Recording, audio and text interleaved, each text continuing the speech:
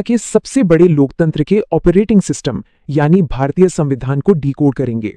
सच कहूं तो ये कोई आम किताब नहीं है। हैरानी की बात तो ये है कि ये दुनिया का सबसे लंबा लिखित संविधान है और इसे टाइप नहीं बल्कि बड़ी ही सावधानी से हाथों से लिखा गया था। ये एक ऐसा विशाल दस्तावेज है जो 1.25 अरब से भी ज्यादा लोगों के जीवन को दिशा देता है।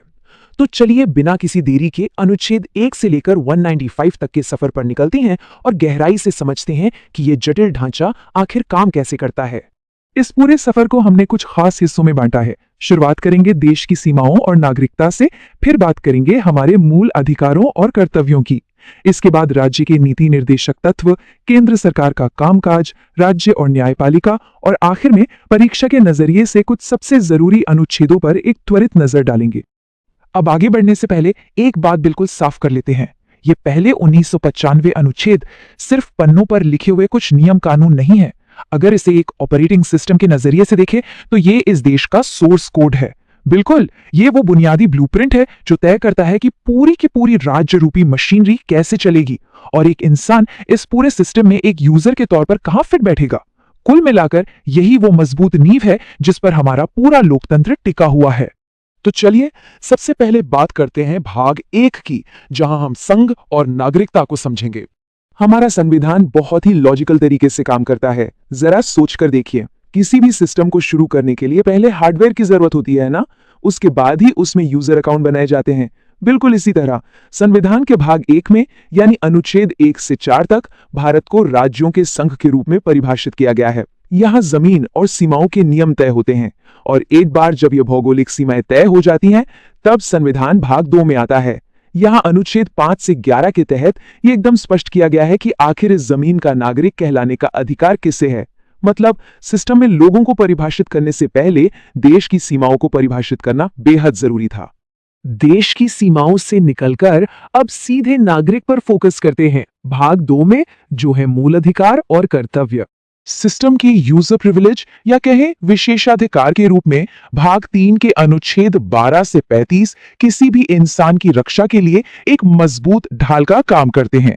इसमें अनुच्छेद 14 समानता की बात करता है और अनुच्छेद 19 आजादी की। लेकिन अनुच्छेद 21 तो और भी खास है।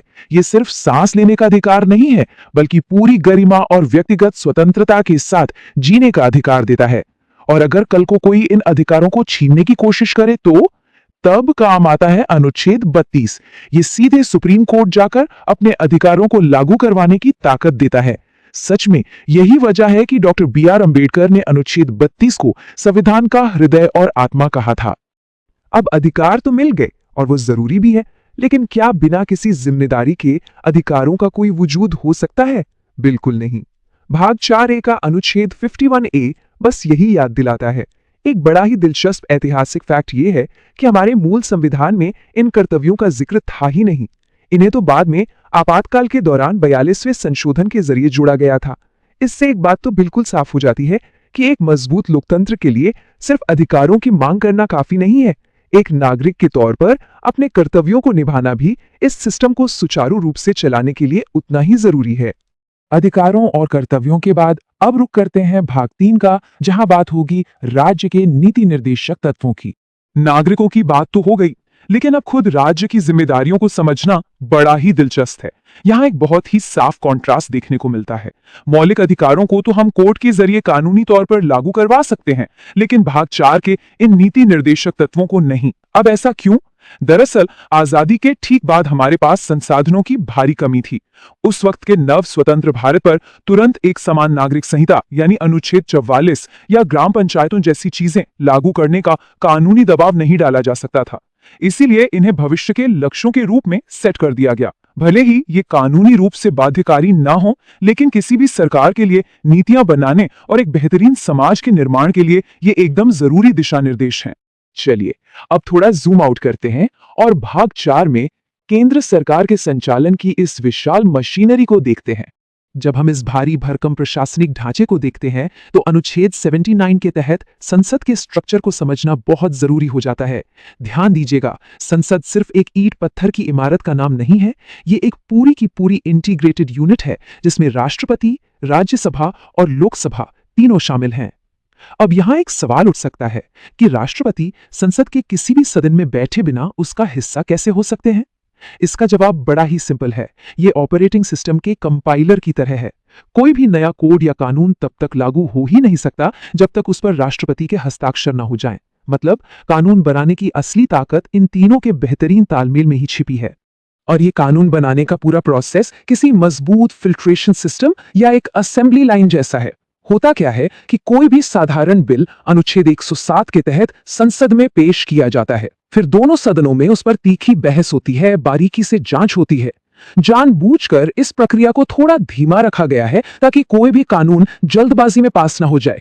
अंत में अनुच्छेद 111 के तहत जब राष्ट्रपति अपनी आधिकारिक मंजूरी दे देते हैं, तब जाकर वो एक पक्का कानून बन पाता है।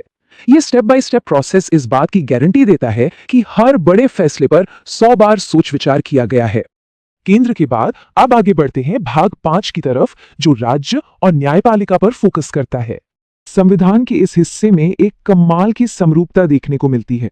राज्य स्तर की जो व्यवस्था है ना, वो असल में केंद्र सरकार के ढांचे का ही एक सूक्ष्म रूप है। जो भूमिका केंद्र में राष्ट्रपति की होती है, बिल्कुल वही भूमिका राज्य में राज्यपाल की होती है। उदाहरण के लिए अनुच्छेद 52 राष्ट्रपति के पद को स्थापित करता है और 72 उन्हें क्षमादान की शक्ति देता है। ठीक इसी तरह राज्यों में अनुच्छेद 153 राज्यपाल को स्थापित करता है और 161 के तहत उन्हें क्षमादान का अधिकार मिल जाता है।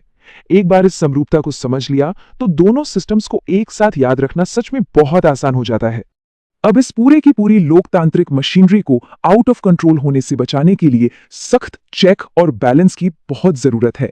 इस सिस्टम के एंटीवायरस या लीगल रेफरी के तौर पर काम करता है हमारा स्वतंत्र सर्वोच्च न्यायालय, जिसकी स्थापना अनुच्छेद 124 के तहत होती है। यह सुनिश्चित करता है कि कानूनों का सही से पालन हो और अनुच्छेद 141 के मुताबिक इसके फैसले सभी पर पूरी तरह बाध्यकारी होते हैं। साथ ही अनुच्छेद 148 के तहत कैग यानी नियंत्रक एवं महालेखा परीक्षक की नियुक्ति की जाती है। कैग को हम देश का वित्तीय प्रहरी या फाइनेंशियल वॉचडॉग कह सकते हैं। इसका काम यह देखना है कि टैक्स पेयर्स का एक एक पैसा बिना बर्बाद हुए एकदम सही जगह इस्तेमाल हो। स्थानीय शासन को चलाने में भी बिल्कुल वही सिमेट्री वाला लॉजिक काम आता है। अनुच्छेद 168 राज्य के विधानमंडल के गठन की बात करता है, लेकिन यहां शासन की जटिलता का एक और छोटा सा ट्विस्ट है। अनुच्छेद 170 के तहत हर राज्य में एक विधानसभा तो होती ही है, लेकिन अनुच्छेद 171 के तहत आने वाली विधान परिषद सिर्फ कुछ गिने चुने राज्यों में ही है। ये लचीलापन राज्यों को दिया गया है ताकि वे अपनी आबादी और प्रशासनिक जरूरतों के हिसाब से अपने शासन के ढांचे को खुद ढाल सकें। और अब आखिर में भाग 6, जहां हम परीक्षा की तैयारी के लिए सबसे जरूरी अनुच्छेदों का एक क्विक रिकैप करेंगे। अगर इस पूरे सिस्टम को गहराई से समझना है या प्रतियोगी परीक्षाएं क्रैक करनी है, तो कुछ बुनियादी स्तंभों को रट लेना बहुत जरूरी है। यह समझ लीजिए कि ये कोर यूजर राइट्स और एडमिन प्रिविलेजेस की अल्टीमेट शीट है। इसमें समानता, स्वतंत्रता और जीवन के अधिकार जैसे नागरिक अधिकार आते हैं। इसके अलावा संवैधानिक उपचार, समान नागरिक संहिता और मौलिक कर्तव्यों जैसे अहम सिद्धांत भी इसी लिस्ट में हैं। और फिर अनुच्छेद 52 से लेकर 72 तक राष्ट्रपति का पद, महाभियोग और क्षमादान की शक्तियां शामिल हैं, जो देश के सबसे बड़े एग्जीक्यूटिव पावर को डिफाइन करती हैं। ये रही चीट शीट का दूसरा हिस्सा। देश को चलाने वाली प्रशासनिक और न्यायिक मशीनरी के ये आर्टिकल्स भी उतने ही क्रिटिकल हैं। मंत्रिपरिषद हो, संसद के दोनों सदन हो, सुप्रीम कोर्ट या फिर कैग, इन सभी संस्थानों के नियम इस पूरी शासन व्यवस्था की रीढ़ हैं। धन विधेयक जैसे खास प्रावधानों से लेकर राज्यपाल और राज्य विधानमंडल तक सब कुछ इस फ्रेमवर्क में साफ साफ कवर्ड है। अगर इन अनुच्छेदों को अच्छे से समझ लिया तो विधायिका और न्यायपालिका के मुख्य अंगों को बिना किसी कंफ्यूजन के याद रखना बेहद आसान हो जाता है।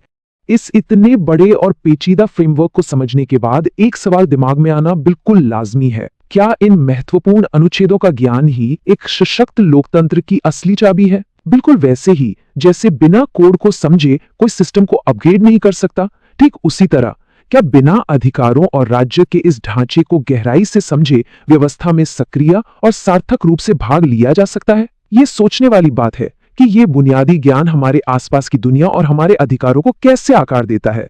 इस एक्सप्लेनर में हमारे साथ बने रहने के लिए बहुत बहुत धन्यवाद।